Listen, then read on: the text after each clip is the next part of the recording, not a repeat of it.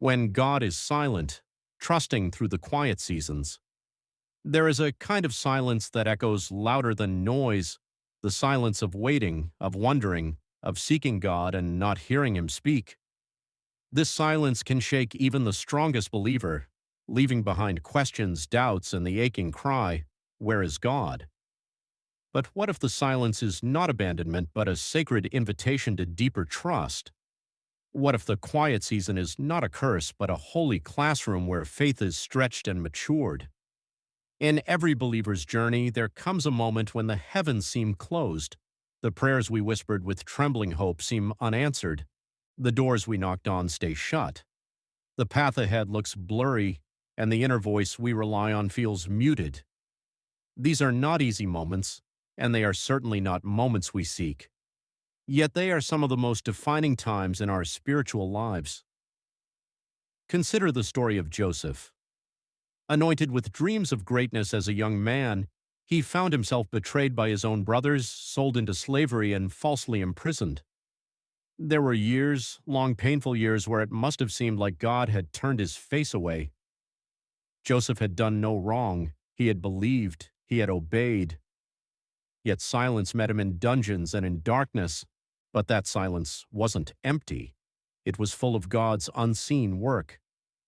Behind the scenes, God was aligning circumstances, preparing hearts, and shaping Joseph's character. When the time was right, the very pit he was thrown into became the path to the palace. The silence ended not in ruin but in elevation. Joseph's story reminds us, just because we can't hear God doesn't mean He isn't speaking. Sometimes He is speaking in ways deeper than words. Inspirational author Corrie ten Boom once said, "When the train goes through a tunnel and it gets dark, you don't throw away your ticket and jump off. You sit still and trust the engineer." This simple metaphor holds profound truth for every spiritual traveler. God, the master engineer, knows the tracks ahead even when we sit in darkness. Trust doesn't require constant reassurance.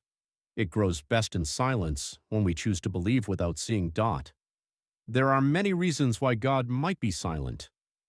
Sometimes He's teaching us to rely on what He already said.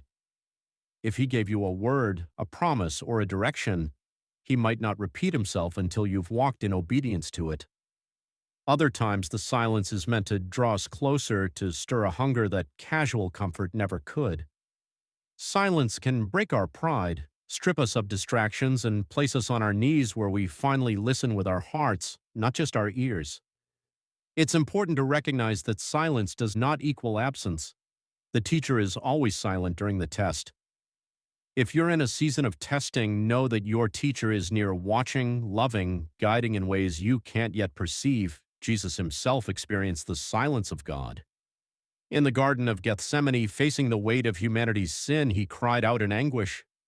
On the cross, He shouted, my God, why have you forsaken me?" If the Son of God faced silence, then surely it is not a sign of failure or faithlessness. Rather, it is a shared experience that ties us to Christ, who knows our every pain. But how should we respond when God is silent? First, hold on to what He said last. Don't make permanent decisions based on temporary silence. Go back to His Word, revisit His promises, and meditate on what you know, not what you feel. Second, keep showing up. Keep praying, even when it feels dry. Keep worshiping, even without emotion. Faith is often found not in the mountain moments, but in the quiet, faithful steps of obedience when no one is watching, not even ourselves. Third, speak life over your situation. Refuse to let silence give birth to despair. Use this time to build your spirit with encouragement, scripture, and testimony. Speak as if the answer has already arrived. Sometimes silence is protection. What we call delay may be divine timing, keeping us from stepping into something we're not ready for. A seed grows in silence, hidden in the soil. The roots dig deep long before we see any sign of life. If you're in the soil right now, trust the process. Let the silence be your deepening. Let it form your roots. And finally, let silence purify your motives. Are you seeking God for what He gives or for who He is? Silence has a way of revealing whether our worship is transactional or truly relational. When you press in, not for blessings, but for presence, when you love God for God alone, something powerful shifts in your spirit. Your roots deepen, your foundation strengthens, and your heart aligns with heaven.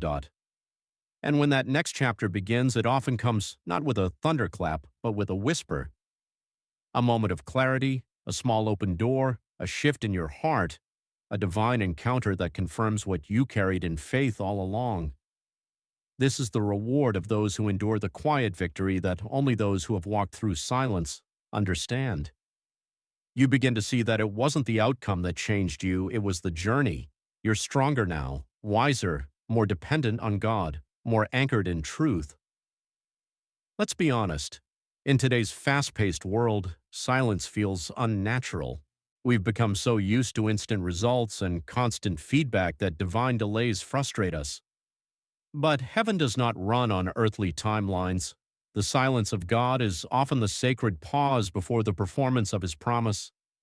And in that pause, something beautiful happens inside of us. We are refined. Job, a man who lost everything, his family, his wealth, his health, cried out in deep pain and confusion. He could not hear or see God in his storm, but he held on to one unshakable truth. But He knows the way that I take. When He has tested me, I will come forth as gold. Job 23:10. That's the posture of someone who trusts God, not because life makes sense, but because God is still sovereign even when life doesn't. If you are walking through a season of unanswered questions, prolonged prayers, or spiritual dryness, I want to speak this over you. You are not forgotten. You are being formed. God is closer than the silence makes you feel. Every moment you choose to trust in the quiet, every tear you cry in prayer, every word of worship you whisper through your pain, it's all seen. It's all sacred. It's all storing up glory. There is a kind of strength that only grows in stillness. There is a kind of faith that only forms in the dark.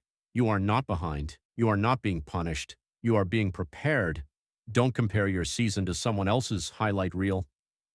Their breakthrough came after their own silence, their own process. Stay in your lane. Stay rooted.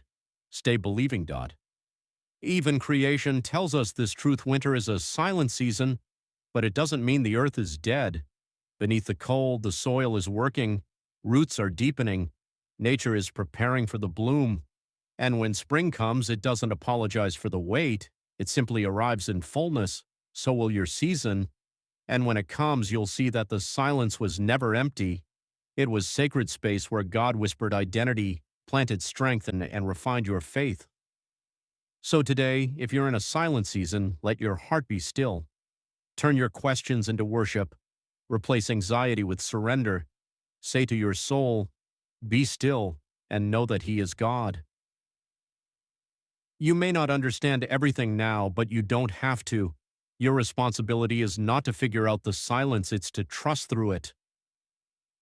One day you will look back on this moment and thank God for the silence, because in the silence, He was building something eternal in you. You were becoming unshakable, unmovable, rooted in the One who never changes. And that, my friend, is the kind of strength that carries purpose, power, and peace.